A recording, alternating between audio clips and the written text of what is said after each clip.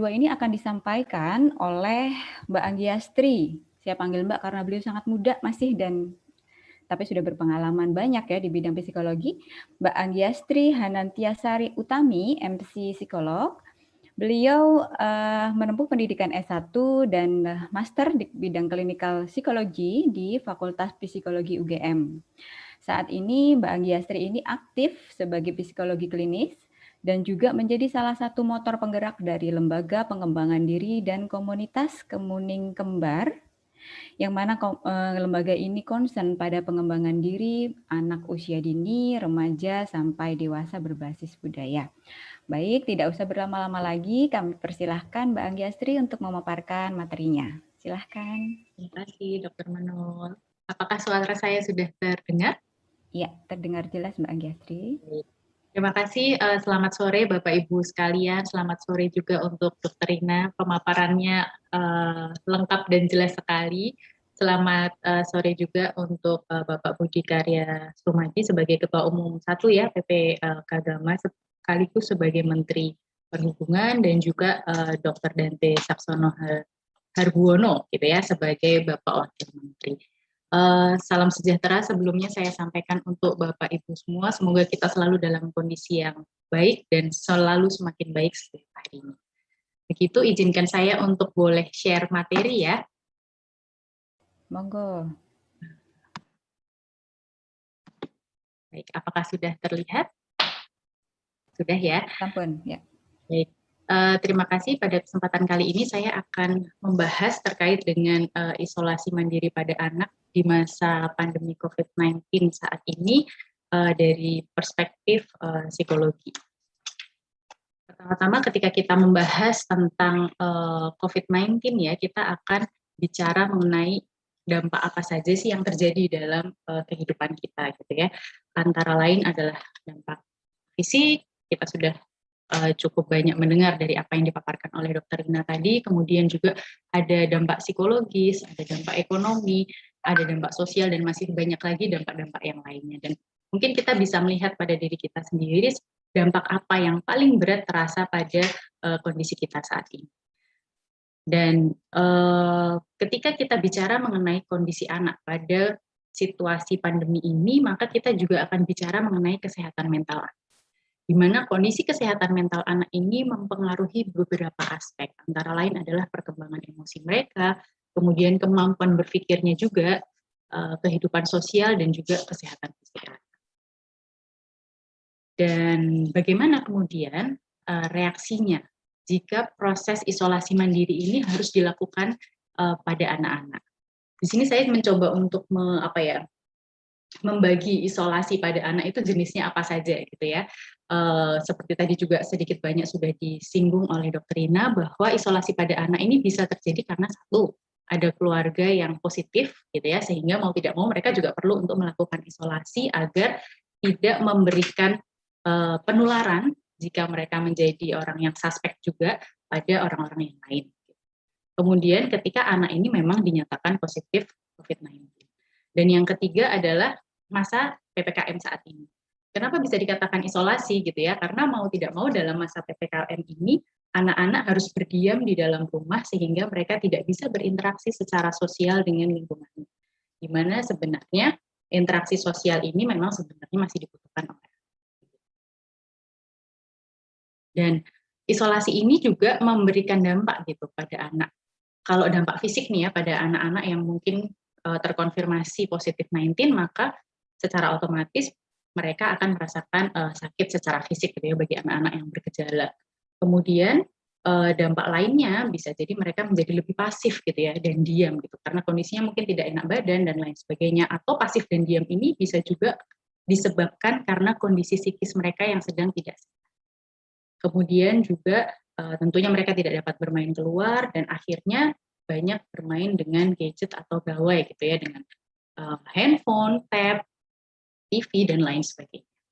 Nah, kemudian dampak psikisnya apa? Dalam kondisi isolasi ini bisa memberikan beberapa dampak ya, antara lain anak menjadi bosan.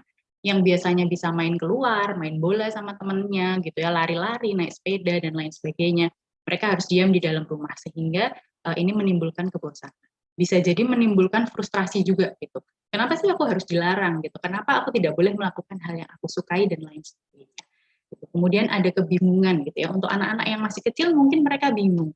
Kenapa aku biasanya boleh melakukan aktivitas secara normal, tetapi dalam kondisi sekarang nih harus isolasi gitu ya, baik anak-anak yang terdampak ataupun yang sehat, kondisi ini perlu dijelaskan gitu sehingga tidak menimbulkan kebingungan secara lebih lanjut. Kemudian bisa juga cemas gitu. Kenapa kok bisa cemas juga gitu ya? Kadang-kadang kondisi kita sebagai orang tua gitu atau orang dewasa yang mendampingi anak gitu, ketika kita cemas gitu, kondisi cemas ini nyetrum gitu kalau orang Jawa bilang gitu ya, nyetrum dengan apa yang akan terjadi pada anak. Jadi kalau orang dewasanya cemas, maka bisa jadi cemas ini juga akan dirasakan oleh anak. Kemudian bisa jadi anak menjadi lebih mudah marah, menunjukkan perilaku agresif yang biasanya cukup tenang, bisa diajak bicara, kok dia jadi lebih mudah marah ya, membanting barang, memukul, dan lain sebagainya. Kemudian bisa juga menarik diri atau diam gitu ya, jadi lebih diam, tidak mau bicara, kalau ditanya jawabnya juga hanya sepotong-sepotong, dan lain sebagainya. Nah, sedikit informasi ini bahwa stres pada anak itu kadang terjadi karena mereka kurang bergerak. Ini juga didukung dengan sebuah penelitian yang dilakukan oleh Schaefer pada tahun 1993. Kalau ternyata bermain itu sama pentingnya dalam memberikan kontribusi pada kebahagiaan dan well-beingness, sebagaimana cinta maupun bekerja, gitu ya kalau pada orang dewasa. Nah, bisa jadi kondisi-kondisi psikis seperti itu terjadi juga karena anak ini kurang bergerak, kurang bermain gitu ya. Walaupun kita juga perlu memberikan edukasi pada mereka bahwa proses bermain dan bergerak itu juga dalam lingkup yang terbatas. Dan di sini memang ketika kita bicara tentang anak-anak, peran serta orang dewasa atau orang tua itu menjadi sangat besar gitu ya. Dan juga ini ada satu informasi bahwa stres pada anak itu juga kadang terjadi karena ketidakmampuan mereka mengolah informasi yang terjadi pada dirinya dan juga sekitarnya. Ini terutama biasanya terjadi pada anak-anak usia dini, ketika mereka belum mampu untuk memahami sebenarnya apa sih yang terjadi pada lingkungannya yang berubah, atau sebenarnya apa sih yang terjadi pada situasi sekarang, kok yang tadinya itu tadi ya, bahwa biasanya aku bisa jalan-jalan, putar-putar naik mobil walaupun terbatas gitu ya, karena sedikit banyak saya rasa anak-anak sekarang juga sudah cukup paham gitu dengan kondisi pandemi. Yang biasanya mungkin masih bisa berjalan-jalan di taman walaupun menggunakan masker dan lain sebagainya. Kok sekarang aku harus berada di rumah saja atau bahkan mungkin hanya di kamar saja gitu. Nah, sehingga orang tua perlu memberikan penjelasan, perlu memberikan edukasi sesuai dengan aspek usia anak masing-masing. Ya. Seperti tadi, bahwa kondisi emosi dan psikis orang dewasa ini memberikan pengaruh pada kondisi emosi dan psikis anak. Bisa juga sebaliknya. Ketika kondisi emosi orang dewasa ini sedang tidak baik, anak yang mungkin kondisinya sedang negatif juga akan bisa memicu. Sehingga supaya lingkaran ini tidak terjadi secara terus-menerus gitu ya, saling memberikan pengaruh, maka kita sebagai orang dewasa yang sudah lebih bisa berpikir secara rasional dan bisa mengambil sikap, mengontrol perilaku, maka kita perlu mengambil sikap lebih tenang, gitu ya, menjadi lebih tenang, menjadi lebih regulate begitu, agar anak-anak juga dapat merasakan energi yang kita salurkan pada mereka. Di sini ada beberapa penelitian yang saya baca dan terkait dengan kondisi pandemi saat ini, bahwa penelitian menunjukkan kalau rasa takut, cemas, frustrasi, dan lain-lain itu dapat menular pada anak-anak seperti yang disampaikan tadi ya, sesuai dengan keadaan emosional orang dewasa di sekitar mereka. Sehingga mungkin Bapak Ibu bisa mengamati begitu. Ketika kita sedang dalam kondisi emosi yang negatif, kemudian kita berinteraksi dengan anak, biasanya bagaimana respon anak? Secara umum biasanya mereka akan menunjukkan penolakan atau biasanya akan lebih susah untuk diarahkan gitu ya. Tapi kita coba amati, ketika kita dalam kondisi emosi yang sedang baik, sedang moodnya bagus begitu ya, ketika kita berinteraksi dengan mereka biasanya akan lebih mudah untuk bisa satu frekuensi gitu ya, untuk bisa menenangkan atau mungkin bisa mengajak mereka berdiskusi dengan nyaman. Ini berlaku untuk anak-anak mulai dari yang kecil sampai dengan yang remaja ya. Kemudian ada juga penelitian yang mengatakan bahwa orang tua itu sekarang tidak lagi bisa menggunakan mekanisme yang sebelumnya berhasil untuk menghibur anak-anak mereka, seperti mengunjungi keluarga atau teman, menonton film, ke taman bermain umum, ke mall, atau makan di luar. Biasanya mungkin ketika orang tua lagi jenuh, atau anak-anak juga mungkin dalam kondisi mood yang tidak baik, kita bisa melakukan mekanisme-mekanisme coping seperti yang barusan saya sampaikan. Tetapi dalam kondisi saat ini kan tidak memungkinkan. Sehingga kadang-kadang orang tua sendiri juga kesulitan, kemudian bingung apa yang harus dilakukan, sehingga perlu untuk mencari alternatif-alternatif aktivitas agar dapat membantu anak-anak untuk bisa regulasi emosinya. Ada juga yang mengatakan bahwa selama karantina, frekuensi kekerasan terhadap anak itu dapat meningkat, baik itu secara verbal maupun secara fisik. Nah, ini yang perlu kita evaluasi terhadap diri kita sendiri. Selama masa pandemi ini, kita lebih banyak di rumah, begitu ya, lebih banyak di rumah, atau mungkin lebih spesifik pada masa PPKM saat ini, dengan selalu di rumah saja, itu apakah kejadian seperti ini terjadi? Ibu lebih sering berteriak misalnya, atau bapak jadi memukul anak, atau mungkin ibu jadi memukul anak dan lain sebagainya, yang sebelumnya mungkin tidak dilakukan. Kemudian berikutnya ada juga masalah lain seperti kecemasan, yang hubungan yang tidak baik, kemudian ada agresi, ada juga regresi, yang ini dapat meningkat pada anak, di mana kondisi kecemasan, hubungan tidak baik, agresi dan regresi ini bisa mempengaruhi persepsi tentang dunia di sekitar anak. Apalagi anak-anak yang masih usia dini ya, yang ketika proses belajar mereka itu masih harus sangat banyak, tetapi terbatas dengan lingkup yang ada saat ini. Sehingga kita sebagai orang tua juga perlu untuk menjaga keseimbangan dan kesehatan mental mereka agar pengaruh itu bisa kita minimalisir. Nah, kemudian apa yang dapat dilakukan orang tua untuk mendampingi anak-anak yang sedang melakukan isolasi pada kondisi saat ini?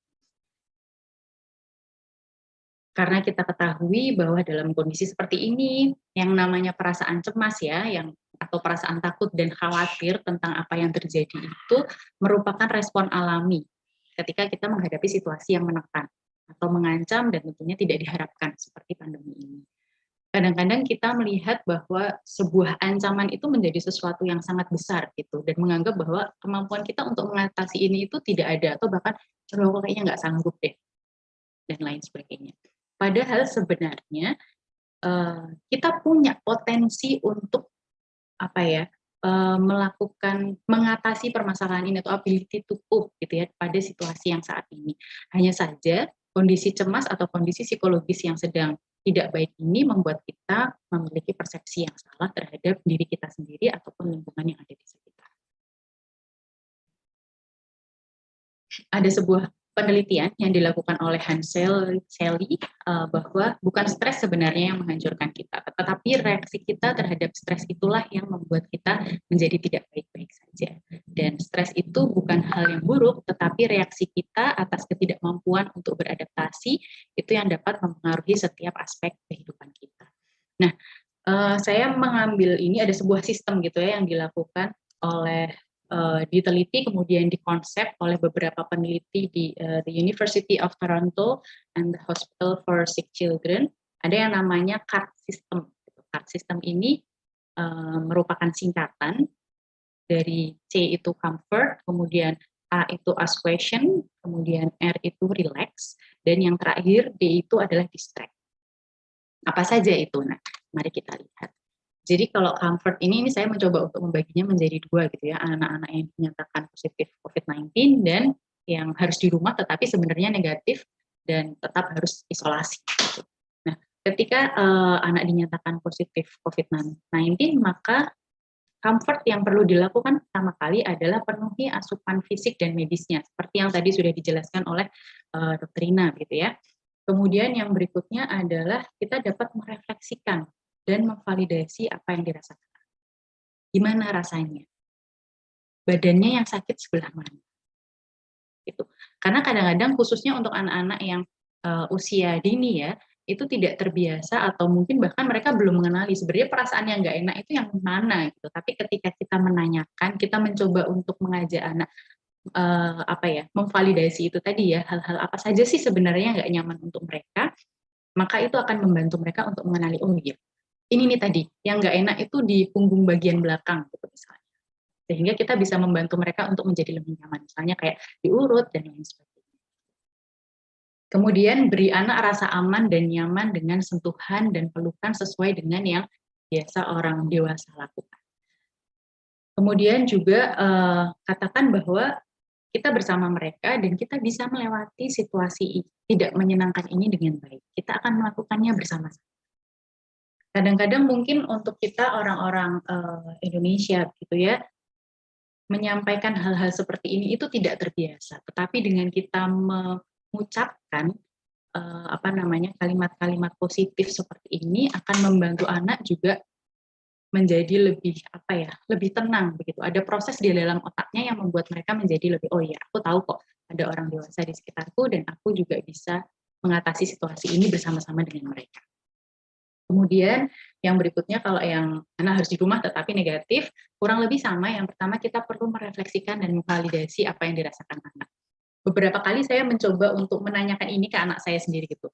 Gimana anak rasanya gitu? Di rumah terus nggak kemana-mana gitu. Dia akan menjawab sesuai dengan apa yang dia rasakan. Aku bosen dan lain sebagainya. Dan ternyata proses diskusi seperti ini menjadi hal yang penting untuk kita lakukan karena anak juga merasa bahwa oh ternyata apa yang aku rasakan itu penting ya untuk orang-orang di sekitarku, untuk orang tuaku, untuk ibuku. Seperti itu. Kemudian yang berikutnya memberikan dukungan anak untuk mengatasi pikiran dan perasaan negatifnya. Misalnya kayak, ayo kakak bisa melewati ini bersama, iya tahu sih bosen gitu ya, tapi demi kebaikan, ayo kita bisa melewati ini bersama. Kita ciptakan rutinitas yuk, gitu. Kita main yuk, gitu. Hal apa yang kakak seneng atau adik seneng, kita main bareng-bareng. Walaupun nggak bisa keluar, kita bisa kok senang-senang di dalam rumah. Kemudian tentunya ciptakan lingkungan yang aman dan nyaman untuk anak dan katakan apa yang dapat dilakukan untuk membantu mereka. Seperti yang tadi disampaikan juga oleh Bu Trina bahwa kita juga perlu mengedukasi anak-anak terkait dengan apa namanya penggunaan masker itu tadi ya, penggunaan masker, cuci tangan dan lain sebagainya. Karena pada dasarnya anak melakukan dan melihat apa yang dilakukan oleh orang tua, sehingga kita perlu memberikan contoh, memberikan edukasi, karena saya rasa sudah cukup banyak ya sebenarnya saat ini tayangan-tayangan terkait dengan edukasi penggunaan masker, cuci tangan, menjaga jarak. Selain itu juga terkait dengan virus itu sendiri, itu sudah banyak sekali edukasi-edukasi yang bisa kita akses untuk bisa menjelaskan sesuai dengan porsi dan usia anak. Yang berikutnya, yang A ya, ask question. Di sini kita bisa menjawab pertanyaan anak menggunakan bahasa sesuai usia mereka. Tentunya akan berbeda ketika kita menjelaskan pada anak yang usia 3 tahun, 4 tahun, dengan anak-anak yang sudah usia sekolah 10 tahun ke atas dan lain sebagainya. Kemudian juga kita bisa menanyakan beberapa pertanyaan seperti apa yang pengen kamu tahu atau kamu tanyakan tentang kondisi saat ini. Karena kadang-kadang mungkin entah anak-anak takut atau anak-anak tidak terbiasa menanyakan apa yang ingin dia tahu dari orang dewasa, sehingga kita bisa memancing mereka dengan menanyakan ini. Kemudian kita menanyakan perasaan. Gimana perasaan? Apa yang kamu rasakan saat ini? Baik fisik ataupun kondisi psikologisnya. Kemudian apa yang bisa ayah atau ibu bantu atau orang dewasa di sekitarnya ya, apa yang bisa ayah ibu lakukan atau bantu untuk kamu supaya bisa lebih nyaman. Misalnya kalau saya menanyakan gitu ya ke anak saya, apa yang bikin kamu sekarang bisa merasa nggak bosan atau nyaman gitu? Oh, aku pengen main tepung. Ya sudah, mungkin itu bisa disediakan. Kemudian juga kita bisa menciptakan aktivitas menyenangkan. Apa aktivitas menyenangkan yang bisa kita lakukan bersama? Oh, aku pengen main apa misalnya air atau ingin bermain dengan Lego, ingin bermain dengan mainan-mainan apa yang ada di rumah. Begitu juga ini bisa dilakukan untuk anak-anak yang juga sudah terkonfirmasi positif ya, tapi tentunya dengan batasan-batasan sesuai yang tadi sudah dijelaskan oleh Dr. Rina, dan kita menciptakan satu kotak menyenangkan atau satu ruang menyenangkan untuk anak, sehingga mereka juga merasa bahwa walaupun tempatku terbatas, tetapi aku masih tetap bisa mengeksplorasi banyak hal. Masih tetap bisa bermain, masih tetap bisa bergerak untuk bisa meminimalisir kondisi stres pada. Kemudian relax. Nah, orang tua itu juga perlu untuk mampu menguasai diri mereka agar anak bisa belajar juga untuk menguasai diri mereka. Nah, ini ada sedikit video yang bisa saya tampilkan terkait dengan kerabat yang kebetulan juga orang satu rumahnya mengalami positif, kemudian mau tidak mau anak-anak ini juga perlu untuk dilakukan pemeriksaan secara medis begitu ya. Nah, mari kita lihat sedikit.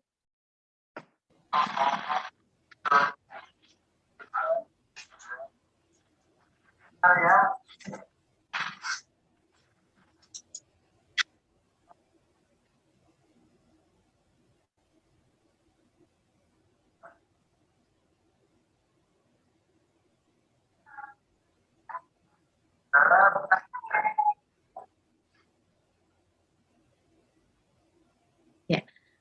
kita tahu bahwa proses pemeriksaan ini pasti tidak nyaman. Proses melakukan isolasi ini juga tidak nyaman. Tapi bisa Bapak Ibu lihat tadi bahwa ketika orang dewasa mampu untuk menguasai diri, maka kita akan bisa membantu anak untuk juga bisa menguasai dirinya. Dalam video tadi, orang tua melakukan swab terlebih dahulu, dan sebelum melakukan swab, mereka memberikan informasi atau edukasi pada anak apa yang akan terjadi atau apa yang akan dilakukan terhadap mereka. Sehingga mereka sudah siap dulu dengan apa yang akan mereka hadapi.